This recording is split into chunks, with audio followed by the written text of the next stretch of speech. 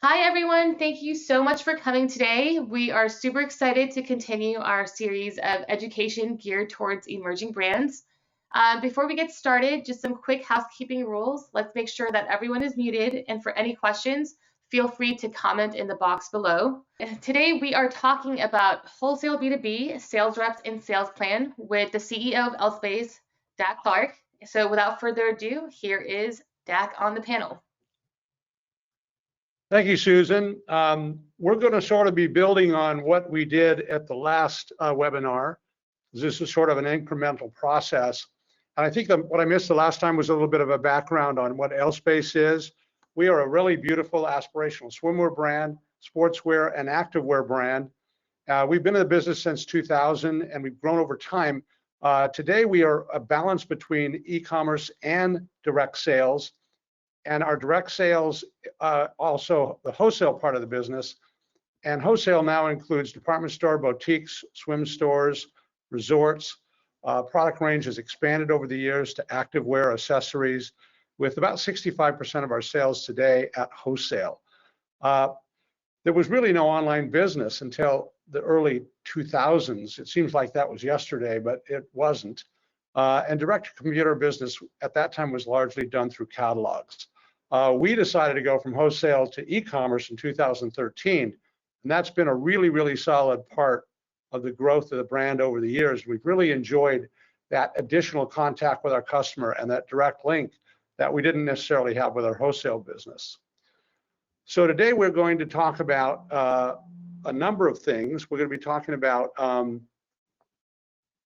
We're going to be talking about wholesale, how to enhance your sales to direct and support your sales team, the importance of the role of salespeople, how to do a sales plan, and then also how to really empower your salespeople, because your salespeople are the connection, the vital connection between your brand and the retail stores through the buyers or through the salespeople on the floor. So there's a lot of things that need to happen to be successful at wholesale, because in the e-commerce area, you're really in control of the whole enchilada. When it gets down to the e-commerce or the wholesale business, there's a lot of things that are really done out at the store level that you really need to kind of think about as you plan your going forward strategy. So let's talk about the importance of the role of a salesperson. Sales reps are really important. They need to be trained, experienced, and if you have a foundation of that type of group, you're going to be very, very successful, because good, trained, experienced sales force is essential. So you kind of have to ask yourself as you're going in, if you're not in the wholesale business, or even sometimes if you are in the wholesale business already, you're just starting it, you got to ask yourself, what kind of value are retailers expecting from your brand? Is it product leadership? Is it marketing? Is it on-time shipping? It's probably a whole lot of things, but you have to understand, what do they think they need from you to be successful? And it's your job to enhance them and to entitle them and to make sure that you are a really strong force in making them successful. All the brands that I've been involved in over the years, that's one of the things that we really understood is I have to be creating value every single day for the retailers that sell my products. So that gets to the next question, is what kind of support do you want your retailers to have, and what do you think they need? I could go on and on and on with the list in that area, because there's a lot of things, but one of the most important things is know your buyers, know your stores, know your store owners, and know what they expect from you, and also know what your competition is delivering. And I always say, outdo the competition and you'll win every time. The next question is you got to ask yourself is, how can reps assure a successful season for your retailers?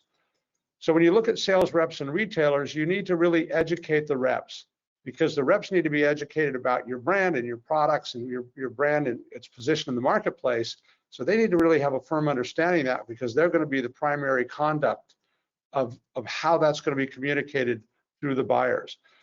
Reps really need to collaborate. It's about collaboration. It's about a partnership. So when you're looking at building a retail business and you're looking at building wholesale, it's a partnership between your brand and that store, your brand and the buyer that's in that store, your brand and the owner of the store, and most importantly, your brand and the people who shop in the store, their retail customers. Also, your reps need to really guide and provide key insights of the best selling and products retail sales information, make recommendations, ensure product seasons after season after season sells, because the rep, again, is very important in managing that buy and then also communicating to the store. Now, when you talk about communicating to the store, there's a whole lot of ways that's done. At L SPACE, we have seminars, we have meetings with salespeople, we have Sunday morning or Saturday morning contests, we have line shows, trunk shows, all kinds of things to get our product known, not just by the buyer and the owner, but by the individual people that are on the sales floor, so that sales reps become very excited about your product. When a customer comes in to buy a similar product to yours, they will know more about your product, and they'll be able to, and you'll be much more successful in the store because they have that depth of knowledge. So there's a lot more that's important in there, but I just went sort of over some of the things that were big things, sort of common sense. The next thing is you've got to really think about putting together a wholesale plan. This takes a lot of thinking. It takes a lot of pre-thought. It's not something you just throw together on a spreadsheet. It's something that really also contains strategy, because a strategy without, a plan or a goal without a strategy is sort of a hallucination.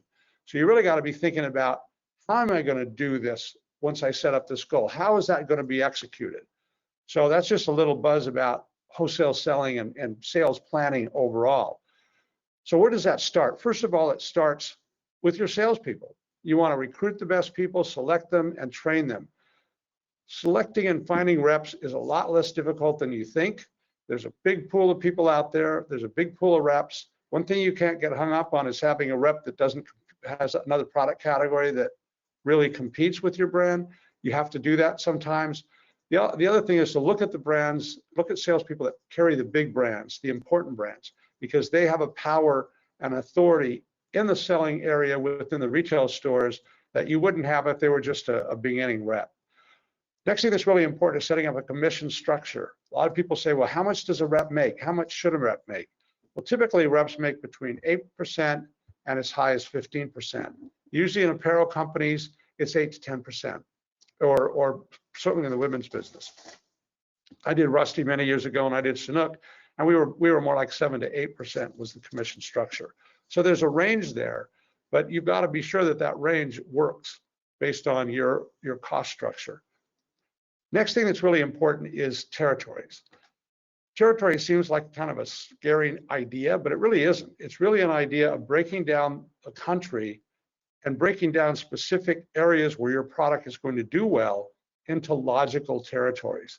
So once you define the territories, then you said, okay, this is what I want to do in Southern California, Northern California, or this is what I want to do in Colorado, or this is what I want to do in the middle Atlantic states, or whatever. But the idea is, think about that in a logical group based on weather, based on demand, based on store type, and that can really help you make your decisions on your territories as you're looking at how territories should be assigned to your brand. The next thing is, when you go out, each season you're going to have some sort of incentives. We don't like to have incentives because we don't want to give away margins, but in some cases, if you're a new brand or if you're trying to introduce retailers to new product categories, incentives can be very effective in that area. The next is your wholesale sales strategy. Better to have more strategy and be very precise into how are you going to sell. In the early days, when we developed our sales strategies, we picked a couple of our really good reps and our sales manager and the brand owners, and each time we began to expand on what are our strategies. In other words, how are we going to get that open to buy dollar? How are we going to do well in the store? How are we going to perform? How are we going to outshine our competition inside the retail store season after season after season? So there's a whole lot of things to think about. When you think of that category, it becomes kind of logical about, okay, what are the pieces and the parts to make up a successful strategy for your brand? And obviously it's very category dependent. You know, what categories are you trying to control or dominate? What's your competition doing? What needs to be done from a marketing standpoint? How do I want to present the line? All of those types of things all become part of your wholesale strategies. Very, very important about a wholesale selling plan. Next thing is trade shows and showrooms. Still very important, and I'm going to talk about that in a minute, But showrooms are also very important, even though people have not been out because of COVID, they've been in lockdown. That's changing, and today is a time when shows and trade shows and showrooms are becoming more important again. So you don't want to leave that one out. When you think of showrooms and you're a small brand, you think, gosh, I can't afford a showroom at the Dallas Mart or at the LA Mart. You don't have to. Typically, you can rent part of a showroom or something else with existing brands. So they go in and there's 4 or 5 brands. One of them is yours at a particular trade show. Or sometimes your salespeople will control a showroom, and so you can be part of that showroom as well. The next thing a lot of people don't do is they don't understand their responsibility for education and training. Just like we all learn today, even though we're out of college or we're out of wherever we came from, or we're out of it, we're moved into a different industry, but we're always learning and we're always self-educating and we're always training ourselves. So educating your salespeople is not a one-time event. It's something that you're going to want to do all the time on an ongoing basis. Then most importantly is provide sales rep the tools for success. And we're going to get into that a little bit in the next slide. One thing I thought that would be interesting though is when we look right now, what's going on? I mean, the world has changed. We're now in a post-COVID environment, even though COVID's still hanging in there stubbornly. But that's left a lot of kind of big things that are trends that we either have to live with, we have to buck, or we have to figure out how we can take advantage of. Obviously, every day in the paper, or every day on the news, we're hearing about logistics and shipping nightmares. That probably is going to stay with us for a while. I would think that that could be around for at least another year before we start to see that thing before we actually see the market opening up and getting back to kind of the way it used to be. It could take longer than that because the backup is pretty structural and pretty amazing. Next thing that's happening today is digital catalogs. Retailers expect it, brands expect it, and salespeople expect it. If you have the right kind of tools, right, like a digital catalog, you'll be able to attract a better quality of sales reps because they've moved on. They're into the new way of doing things. Another significant trend is B2B growth. Every brand that I know has seen a huge growth in B2B. Some of that is because of COVID, but a lot of it is just because it's so much more convenient for a retailer to go online, go in your system, create a B2B order, and buy what they need because they're looking at available inventory, and they can create a valid order without having to go through the rep. The reps are fine with that because they don't have to do that. But the idea is not to relieve the rep of work. It's to make it as quick as possible so that that replacement order or that reorder through B2B is on the floor as soon as possible. B2B is just such a powerful tool. We use it at L SPACE, and it's becoming a big, big part of where we see our growth in orders is coming through this whole B2B platform, and it works great. How great is it to take your salespeople and have them turn your buyers or store owners into salespeople as well? And that's literally what's happening with B2B. Another thing that's happening is we're seeing a big return to pre-books. A lot of times in the last, say, 2 years or 18 months, the retailer was trying to push the responsibility back for carrying inventory on the brands. And what we're seeing now is that they are starting to do pre-books. Some of them always did, but the smaller stores are starting to loosen up on their buying pre-books. They're actually looking at lines. And probably some of that is driven by the fact that, say, over the last, say, quarter, there was a lot of problem with availability of product, not because of the shipping situation, but because brands had cut back. They were cutting back their own line, their own assortment, their own inventory plans. And so we were seeing a big shortage of goods that only can be solved if people are willing to step up and pre-book. That means we're sharing the responsibility. It's not just back to the manufacturer. And also we're seeing a big push to return to trade shows. More and more trade shows are seeing that they're coming back online. And as they are, they're seeing a great level of attendance and excitement at those trade shows. I think what happened is we just saw how to get out. We were kind of done sitting around. We were done in lockdown. We're ready now to go out and socialize and see lines. But also we have to remember that trade shows also provide a very valuable service to us in that the buyers can go out and they can see a range of products at a trade show rather than just your line or somebody else's line at their office or even when they do it online. So those trends, I think, are really driving a lot of decisions within brands. And so when you look at that little list there, think about how those things are impacting you and how you can either deal with those things or how you can find a way to turn that challenges into opportunities. I always like to think about that. If there's a challenge, I don't like it because it's going to probably be hard for me to deal with. But in every challenge, there's an opportunity. So how do I take that challenge and turn it into something that can be beneficial to me, to my brand, or the way we do business, or help my salespeople, and or most importantly, help my retailers. So again, really, really important to have that wholesale sales plan. The other thing that's important is once you have a plan, you got to track it, because what good is a plan if nobody looks at it? So the idea is you've got your wholesale sales goals, you've got top-down goals by season, but you want to have the details, you want to have by month and by season.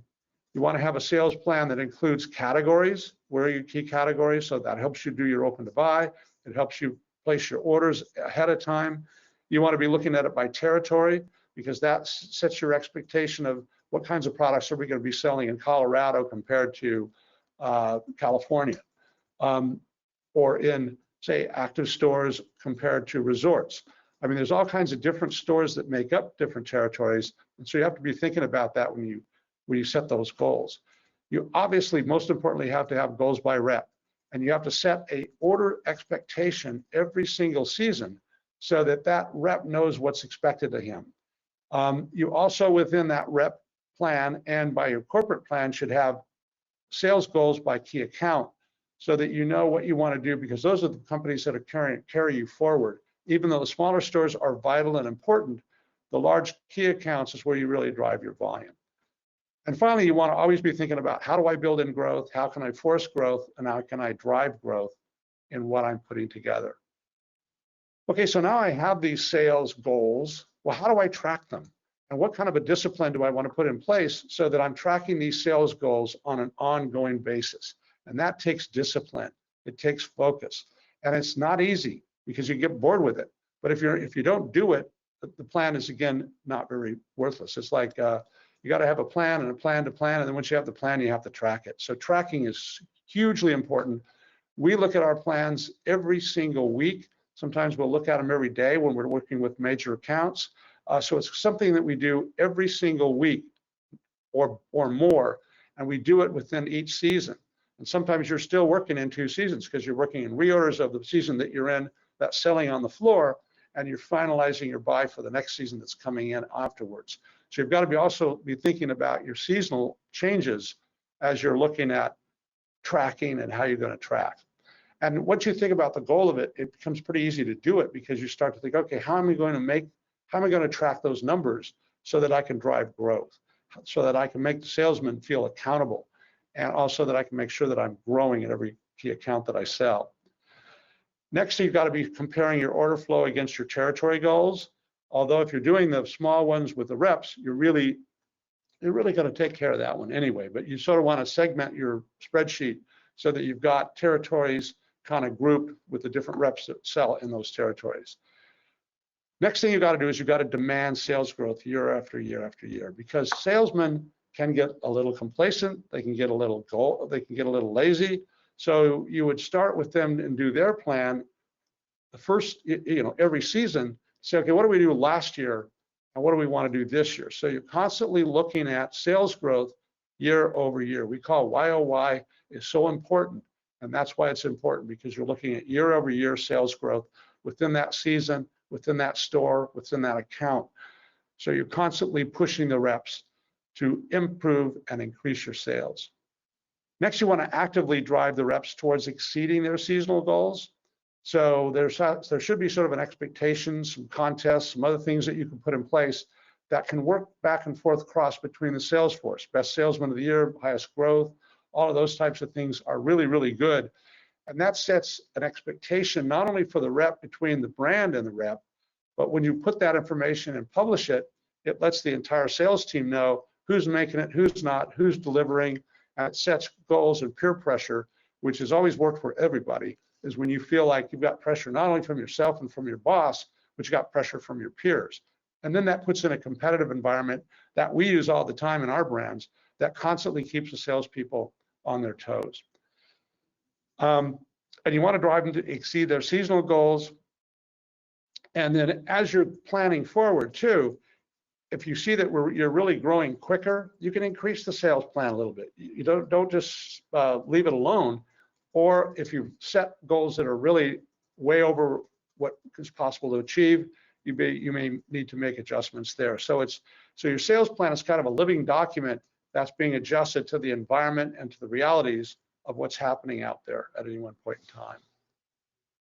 So the other thing we want to talk about here is just empowering your sales team. And we talked about training them, we talked about finding them, we talked about organizing them and get them focused in territories and things of that nature.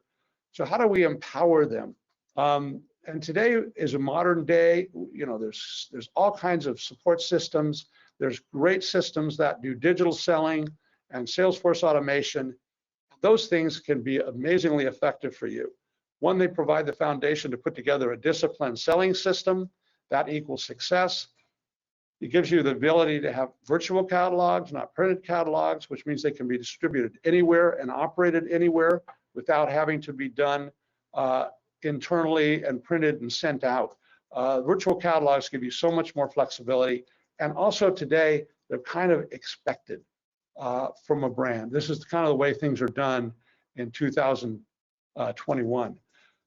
Also, virtual catalogs, they're always up to date, they're current. I mean, I can remember the days when we would, by the third or fourth week into a selling season, we had like 10 pages stuck in our catalog that were updates because we added styles or we eliminated styles or we changed styles.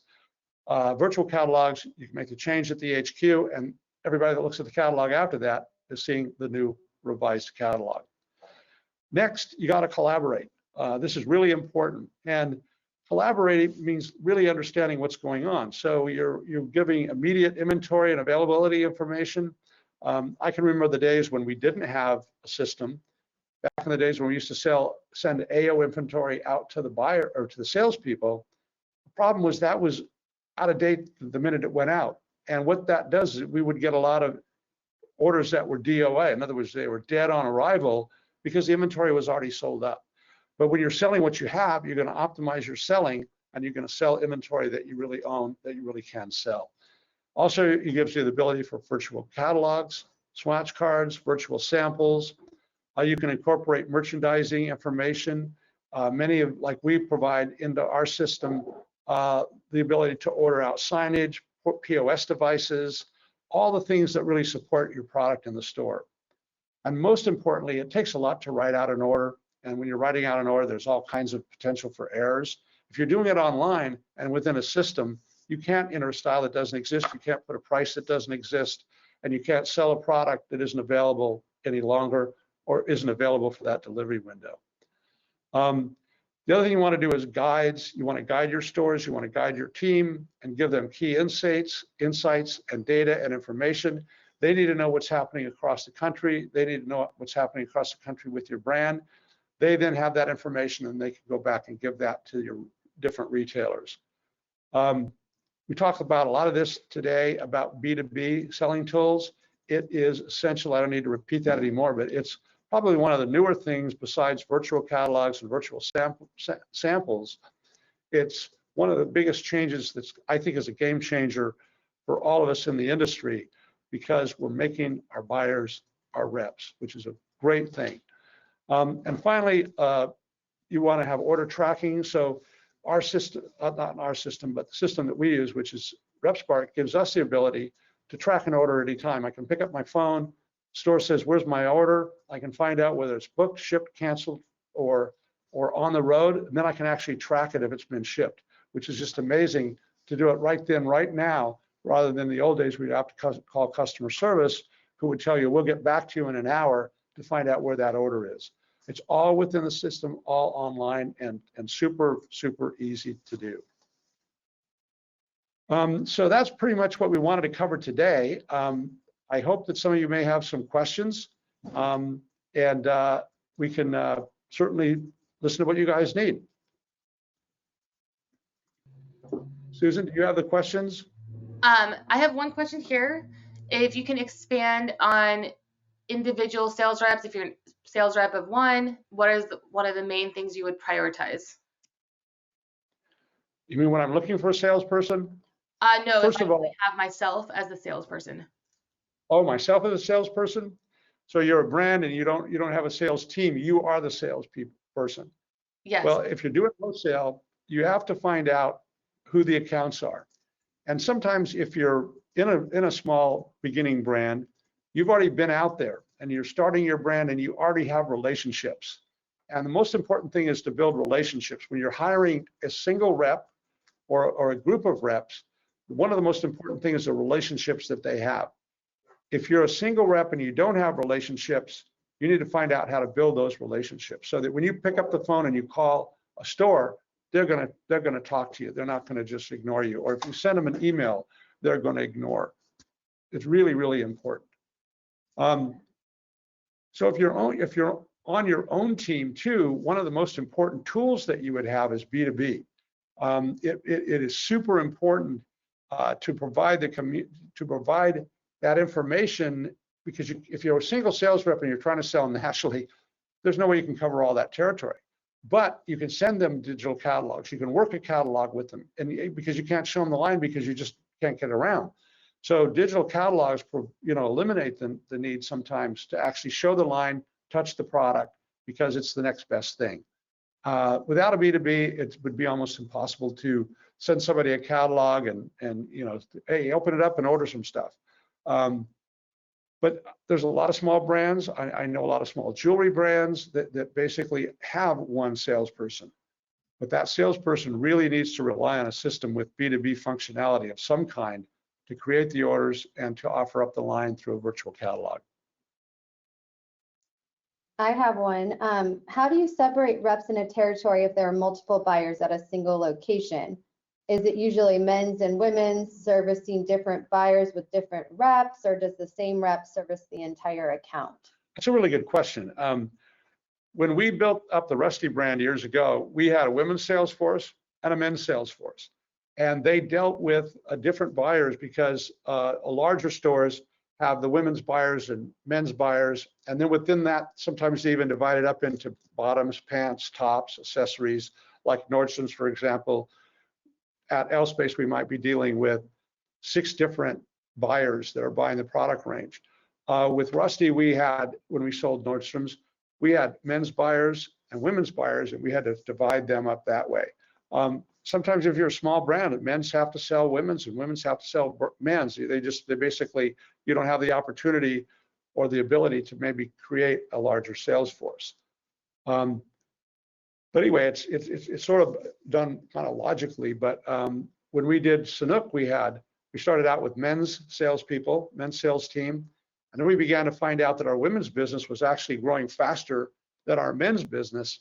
And so we began to add a few salespeople across the country. And at the final point, we probably had as many women's Sanuk reps as we did men's Sanuk reps. And we saw a huge growth in our women's business because we now had people to actually service it. You talked a little bit about incentives. What is the best way to track these if you're going to give them? Well, there's 2 types of incentives. One is incentives to retailers to buy your product.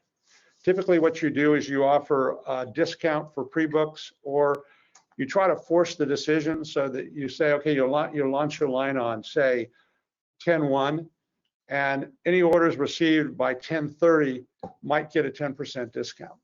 And you track that by making sure that when the rep writes the order, he writes the date and he writes the discount that that's supposed to get.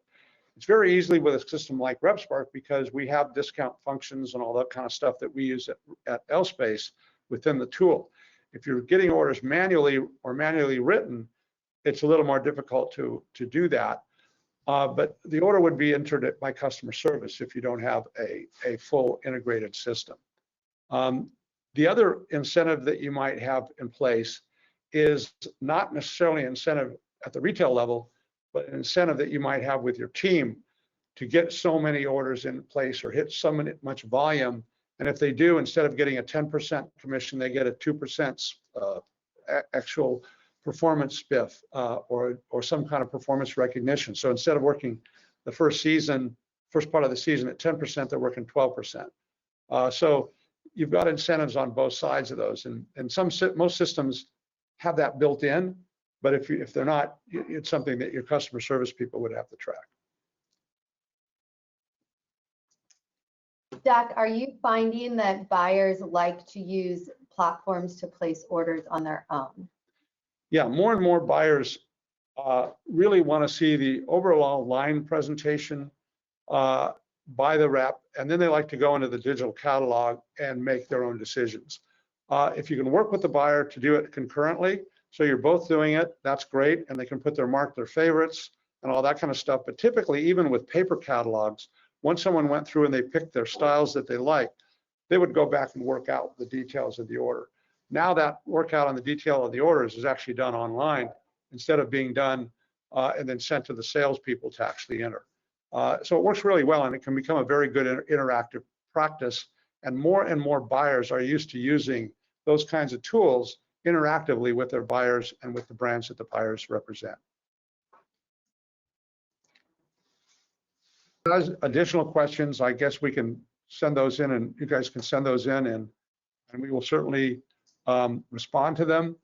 So I think that's still an opportunity, because sometimes you don't think about the question until you go have your sandwich, and then you come back and go, God, why didn't I ask that? So questions are always valid and always good. Yes.